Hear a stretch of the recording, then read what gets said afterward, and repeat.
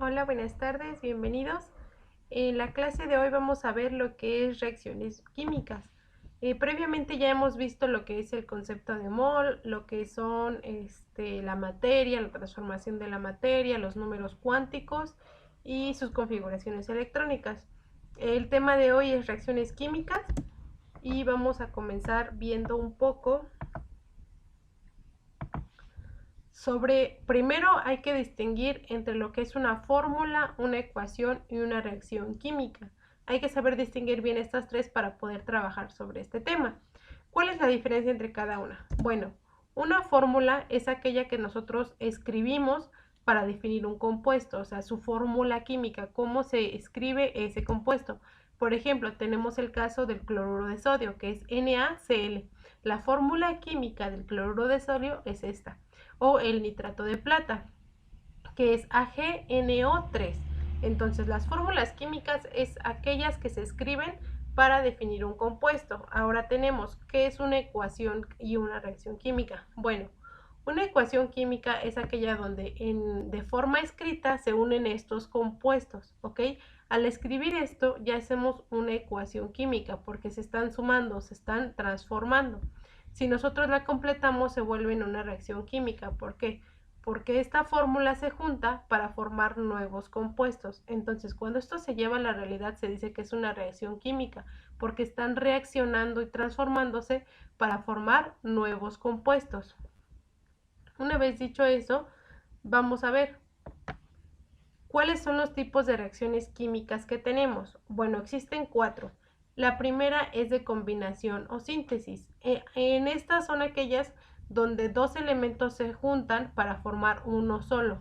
Como por ejemplo en el caso del cloruro de sodio tenemos el cloro y tenemos el sodio. Ambos se juntan para formar cloruro de sodio. Esa es una reacción de combinación o síntesis. Por el contrario, las reacciones de descomposición o análisis son aquellas en donde a ese compuesto se somete a un tipo de reacción, ya sea calórica, de frío, de cualquier tipo, en la cual hace que sus componentes se separen. Por ejemplo, en el cloro de sodio se pueden separar por diferentes métodos, como es una destilación o algunos otros. Es como, por ejemplo, cuando tenemos nosotros una mezcla de agua y alcohol. Nosotros lo separamos por medio de la destilación. ¿Qué es una destilación? Es un método de separación que utiliza el punto de evaporación de ambos. Es decir, el agua se evapora a 100 grados centígrados. Sin embargo, el alcohol se evapora alrededor de los 40 grados centígrados. Entonces, cuando nosotros tenemos una mezcla de agua con alcohol, si la sometemos a un punto de ebullición, obviamente por sus características químicas, el alcohol se evaporará primero. Entonces todo el alcohol se evapora mientras que el agua apenas permanece caliente, por lo cual se separa. Esa es una reacción de descomposición. Ambos compuestos se separan, ¿ok? Posteriormente tenemos las reacciones de simple sustitución, es decir, tenemos un compuesto y un elemento libre. Al reaccionar, el elemento libre se relaciona con uno de los elementos en el compuesto y uno se separa. En el de doble sustitución pasa algo similar, sin embargo ahí tenemos dos compuestos con más de un elemento. En este se juntan y cada elemento se va con un diferente compuesto, ¿ok? Como lo podemos ver aquí. Vamos a verlo un poco mejor en la práctica. Bueno, vamos a ver lo que es el balanceo de ecuaciones. El balanceo de ecuaciones no es otra cosa más que respetar la ley de la conservación de la materia. Si recuerdan, la ley establece que la materia no se crea ni se destruye, únicamente se transforma. Es decir, que lo que en una reacción entra debe ser igual a lo que sale. Es decir, la suma de los reactivos debe ser igual a la suma de los productos. Cuando nosotros tenemos una ecuación química, que dijimos que es la forma escrita de ver una reacción, vemos que tenemos dos compuestos y dos productos, ¿ok? La flecha se puede interpretar como un igual. Lo que entra debe ser igual a lo que sale para poder conservar o más bien para poder respetar la ley de conservación de la materia. Existen 3 métodos para balancear dichas reacciones. Está el balance por tanteo, que es un método de ensayo y error. Como su nombre lo dice, hay que ir tanteando los números. El método de balance redox, que se utiliza la pérdida y ganancia de electrones que ocurre en esta reacción para poder balancearla, y el balance algebraico. Este es un método matemático. Si ustedes recuerdan, el álgebra es aquella donde se utilizan letras para definir incógnitas dentro de una ecuación. Al tener una ecuación química, nosotros vamos a utilizar letras para poder establecer los coeficientes. ¿Qué es un coeficiente? Es un número que se le pone a la reacción para poder balancear el número de átomos y moléculas en la misma. Es importante que entiendan que los coeficientes se ponen para multiplicar toda la molécula, es decir, todo. No podemos poner un coeficiente en medio del compuesto, porque entonces, como si recuerdan, cuando hablábamos de moléculas, una molécula es un conjunto de átomos. Si ustedes le ponen un átomo de más, ya es un compuesto completamente diferente, no sigue siendo el mismo. Entonces, si nosotros queremos multiplicar el compuesto, el coeficiente tiene que abarcar a toda la molécula para que pueda ser reproducible de la misma, no que altere su composición. Bien, el primero que vamos a ver es el balance por tanteo. Como ya les dije, es un método de ensayo y error y se usa para saber si nuestra ecuación está balanceada. Para ello debemos contar el número de átomos de un lado y de otro. Por ejemplo, bueno, vamos a ver los pasos. Tenemos esta ecuación donde tenemos HS más aluminio y se convierte en sulfato de aluminio y hidrógeno libre. ¿Ok? Lo primero que vamos a hacer es enlistar nuestros elementos de la molécula. Siempre tenemos que poner los metales, los no metales y por último el hidrógeno, y si tuviéramos oxígeno, siempre se van a acomodar de esa forma. Metales, no metales, hidrógeno y oxígeno, ¿ok? Para que el balance sea un poco más sencillo. Bueno, ya enlistamos nuestros elementos. Posteriormente, vamos a contar los átomos de cada elemento de un lado, o sea, del lado de los reactivos y del lado de los productos, ¿ok? Del lado de los reactivos, ¿cuántos aluminios tenemos? Solo tenemos uno, entonces ponemos uno. Del lado de los productos, ¿cuántos tenemos? Hay que checar estos subíndices. Estos subíndices indican cuántos átomos de dicho elemento están en toda la molécula. Por ejemplo, aquí en esta molécula tenemos 2 átomos de aluminio, ¿ok? De este lado, azufres. En nuestra molécula tenemos 3 azufres y de este lado también tenemos 3 azufres. De este lado, ¿cuántos hidrógenos tenemos? Nuestra molécula tiene 2 hidrógenos y de este lado tenemos 2 hidrógenos. Si nos damos cuenta, está casi balanceada, únicamente falla el aluminio. Y como todo lo que entra debe ser igual a lo que sale, pues tenemos que balancearlo. ¿Qué hacemos? Se colocan los coeficientes y se vuelve a contar. ¿Qué coeficiente nos falta? Pues nos falta un 2 aquí para poderlo multiplicar para el aluminio y que nos dé el balance. Entonces, como ya le pusimos el coeficiente, ahora no tenemos solo un aluminio, lo multiplicamos 2 por, como no tenemos un subíndice, quiere decir que es 1. 2 por 1, 2. Y ahora sí, nuestra ecuación está balanceada. Veamos un ejemplo un poco más complejo. Tenemos que es fosfato y hidróxido de cobalto, ¿ok? Perdón, dióxido de cobalto. Y nos da el fosfato de cobalto y agua, ¿ok? Al reaccionar es lo que forman. Entonces, ¿qué hacemos primero? Bueno, enlistamos nuestros elementos. Como les dije, primero van los metales, luego los no metales. Bueno, en este caso no tenemos no metales, únicamente van metales. Y después van el hidrógeno y por último el oxígeno. Continuamos. ¿Qué sigue después de que enlistamos nuestros elementos? Pues contamos cuántos átomos tenemos de cada elemento de un lado y del otro. Fósforo, de este lado, ¿cuántos tenemos? Únicamente tenemos 4. Es importante que chequen que los subíndices, cuando están directamente sobre la letra, solo afectan a la letra en la que están, ¿ok? Este 4 solo va a afectar al oxígeno. En cambio, cuando están dentro de un paréntesis, el subíndice afecta a todo lo que esté en el paréntesis. Vamos a ver, de fósforo solo tenemos 1, ¿ok? Entonces es 1. Del lado de acá, como está dentro del paréntesis, entonces este 2 sí le está afectando. Entonces de este lado tenemos 2 fósforos.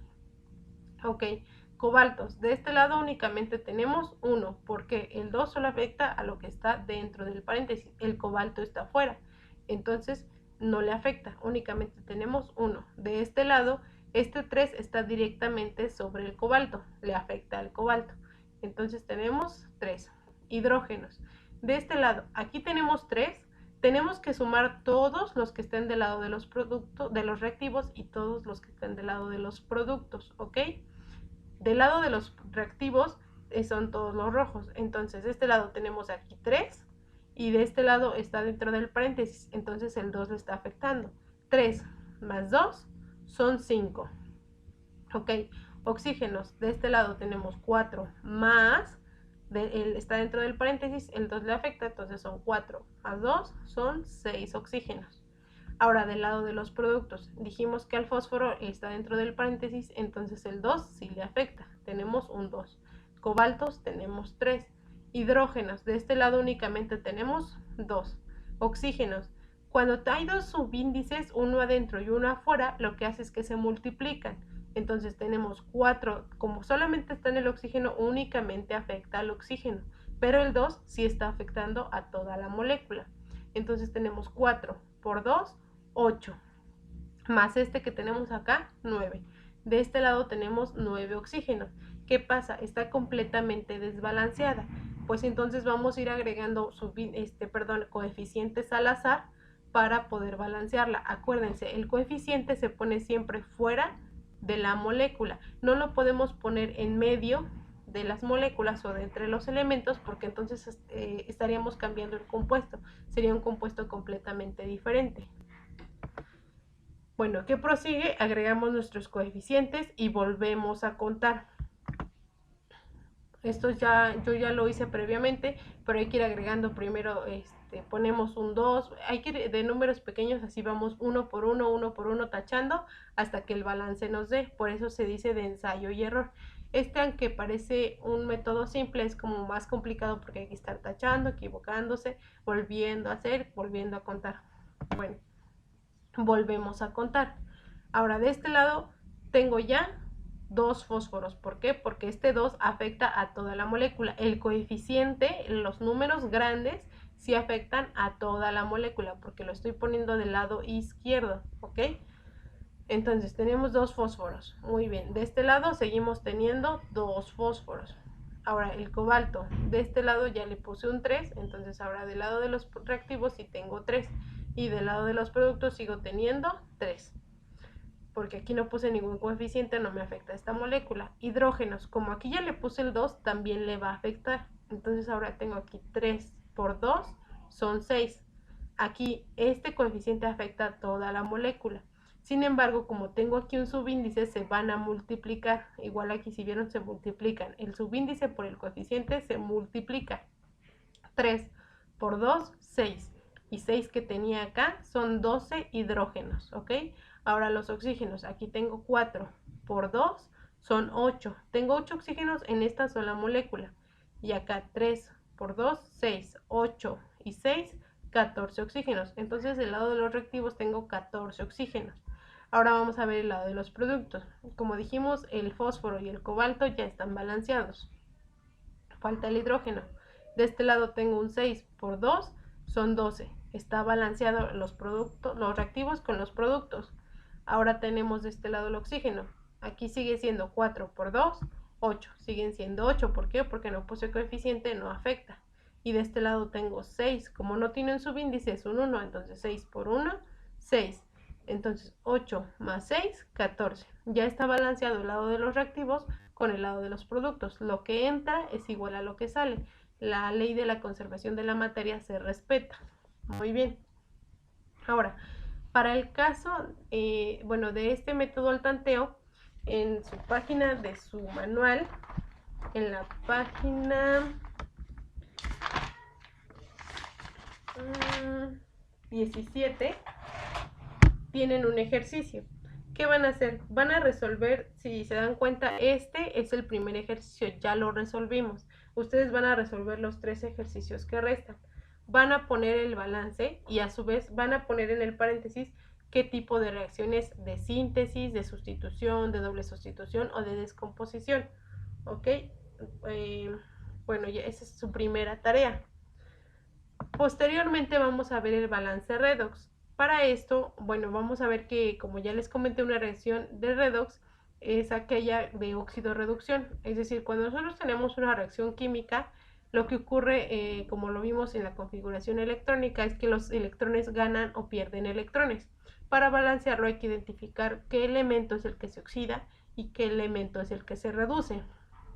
Aquel que se reduce es el que gana los electrones, el que los roba. Y aquel que se oxida es el que los pierde. ¿Ok? El que pierde electrones es el que se oxida. Así, cuando hay una oxidación, pasan de carga negativa a carga positiva. ¿Por qué? Porque si recuerdan, los electrones tienen carga negativa. Es como cuando decíamos, tú tienes mucha carga negativa, cuando la das, la liberas, pues tu felicidad aumenta, eres más positivo. Entonces, cuando tú pierdes electrones, tu energía aumenta, se vuelve positivo. En cambio, cuando tú ganas energía negativa, pues por consecuencia, tu energía disminuye, vas a tener carga negativa. Ok, para poder balancear por este método es importante identificar qué elemento se oxida y cuál se reduce, y para ello debemos determinar el número de oxidación de cada elemento. Si recuerdan, el día sábado les di una hojita como esta, donde vienen las reglas para poder calcular los números de oxidación de cada elemento. En esta clase les voy a enseñar cómo se calculan esos números de oxidación para que en la siguiente clase podamos entrar de lleno a lo que es el balance redox y veamos el último, que es el algebraico. Bueno, para los números de oxidación existen varias indicaciones, son las que vienen aquí en la hoja. Yo aquí se las resumí muy brevemente. En la primera nos dice que los elementos libres son igual a cero, sus números de oxidación son cero. ¿Por qué? Porque, por ejemplo, si tenemos una reacción de síntesis donde tenemos un elemento libre y otro elemento libre, pues ambos van a tener número de oxidación cero. ¿Por qué? Porque como no están en un compuesto, no están regalando ni perdiendo electrones, están libres, sus electrones se mantienen intactos, entonces su número de oxidación es cero. En el hidrógeno siempre va a ser 1. ¿Por qué? Porque nosotros tenemos la tabla periódica, muy importante, para estos ejercicios van a utilizar su tabla periódica. Por favor, si no tienen una, pueden descargar una de internet o pueden incluso en las papelerías, ya las venden, cómprense una tabla periódica. Si recuerdan, vimos como que las partes, cada tabla periódica trae un cuadrito donde indican las partes de los cuadritos, o sea, qué significa cada cosa. Dentro de su tabla van a identificar lo que dice número atómico, perdón, número de oxidación. Esos números de oxidación son los electrones que cada átomo puede ceder o puede ganar. En el caso del hidrógeno tiene 1. ¿Por qué? Porque solo tiene un electrón. No puede ceder 5 porque no tiene, o sea, no existen en su nube atómica. ¿Ok? En cambio, por ejemplo, si vemos elementos como el azufre, tienen más de un número de oxidación. ¿Por qué? Porque pueden ganar o ceder diferente cantidad de electrones dependiendo con qué otro elemento se junte. ¿Ok? Bueno, entonces en el hidrógeno siempre va a ser más 1. Y en el oxígeno siempre va a ser menos 2. ¿Por qué? Porque el hidrógeno siempre cede. Él está acostumbrado a perder. Simplemente lo cede. Y en el oxígeno siempre los roba. Él está acostumbrado a ganar. Entonces siempre va a robar electrones. Los metales siempre van a ser positivos. Si saben, los metales son muy conductores de electricidad. ¿Por qué? Porque tienen la posibilidad de ceder sus electrones, entonces siempre van a ser positivos. Y los átomos de una molécula, la suma de los átomos de una molécula debe ser igual a 0, o sea, de sus números de oxidación. Vamos a verlo un poco más detalladamente. Por ejemplo, tenemos un elemento que es el de la reacción anterior, ¿ok? Un compuesto. En ese compuesto tenemos 3 elementos diferentes, que es el hidrógeno, el arsénico y el oxígeno, ¿ok? De estos 3 elementos vamos a calcular sus números de oxidación. ¿Qué hacemos primero? Pues primero ponemos los que ya conocemos, los que ya sabemos. Dijimos que el hidrógeno siempre va a ser más 1. ¿Ok? Entonces, por consecuencia, el hidrógeno siempre tiene el más 1. Y el oxígeno siempre va a ser menos 2.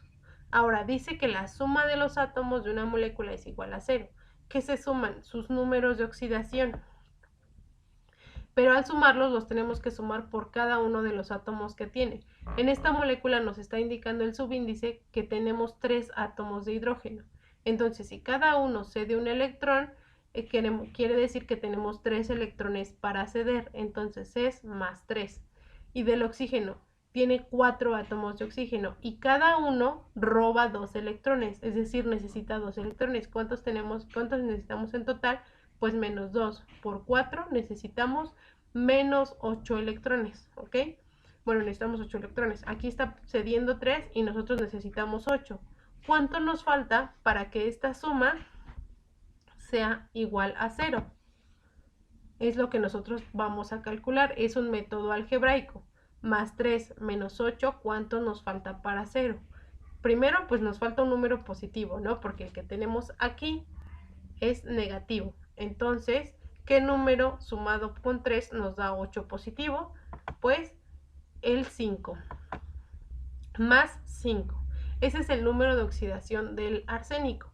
Como solamente tenemos una molécula de arsénico, pues por consecuencia, un solo átomo de arsénico, el átomo únicamente va a ser más 5, porque no se divide entre ningún átomo, simplemente tenemos uno, entonces su número de oxidación va a ser más 5. Aquí ya calculamos los números de oxidación de nuestro primer compuesto. Veamos uno más. Tenemos el nitrato de zinc. El nitrato de zinc está formado por zinc, por nitrógeno y oxígeno. Si se dan cuenta, este está dentro del paréntesis, entonces este 2 está afectando a estos dos elementos. Muy bien, vamos a ver. ¿Cuál ya conocemos de aquí? Ya conocemos el oxígeno, dijimos que siempre es menos 2. ¿Cuál otro conocemos? Si se van a su tabla periódica y buscamos el nitrógeno, tiene más de un número de oxidación, entonces no lo podemos agarrar al tanteo. Tenemos que calcularlo. Entonces nos vamos al zinc. Busquemos el zinc en la tabla periódica. En la tabla periódica el zinc tiene únicamente el número 2. Ese es su número de oxidación, es único.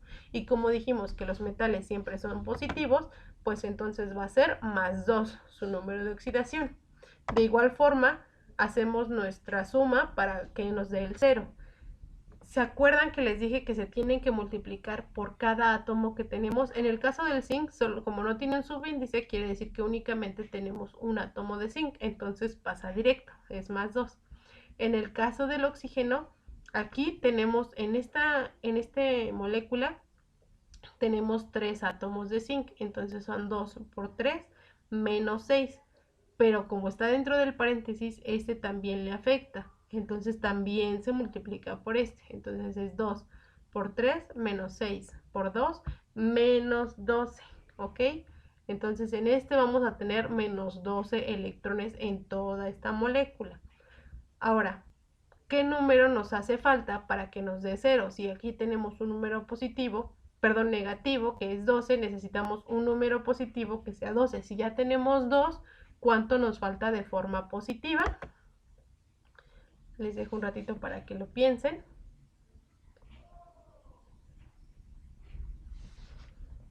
Correcto, nos falta un más 10. Así, más 10 más 2 es más 12, menos 12 es 0. ¿Ok? Pero ahora, este más 10 no va a pasar directo. ¿Por qué? Porque este 2 le está afectando también al nitrógeno. Como está dentro del paréntesis, está afectando al nitrógeno. Entonces, ¿qué vamos a hacerlo? Lo vamos a dividir entre el número que tiene aquí. Como el 3 está en el oxígeno, no le afecta al nitrógeno, únicamente al oxígeno. Pero como está fuera del paréntesis y en el paréntesis está el nitrógeno, también le afecta. Entonces, al dividirlo, subiría como más 5. Es una regla muy simple. Hacia abajo se va a multiplicar por cada subíndice que haya. Y hacia arriba se va a dividir entre los subíndices que tiene el elemento. En este caso, como únicamente tiene el 2, entonces 10 entre 2 nos da 5. ¿Ok? Entonces acuérdense, hacia abajo se multiplica, hacia arriba se divide. Y ya calculamos el número de oxidación de cada uno de estos elementos. Bueno, chicos, creo que eso es todo por esta clase. Ya tienen su primera tarea y su segunda tarea va a ser repasar esto. Les voy a dejar aquí unos ejercicios. Van a determinar los números de oxidación de cada uno de estos compuestos. Si tienen dudas me pueden mandar mensaje, ya saben, ya tienen mi número, de preferencia por privado. Ya tienen sus dos tareas, el balance al tanteo y el balance al tanteo y calcular los números de oxidación de cada uno de estos compuestos. La siguiente clase me interesa que lo repasen porque la siguiente clase ya vamos a entrar de lleno con el balance y para poder balancear necesitan calcular de forma correcta los números de oxidación. Bueno chicos, que tengan un excelente fin de semana. Nos vemos pronto.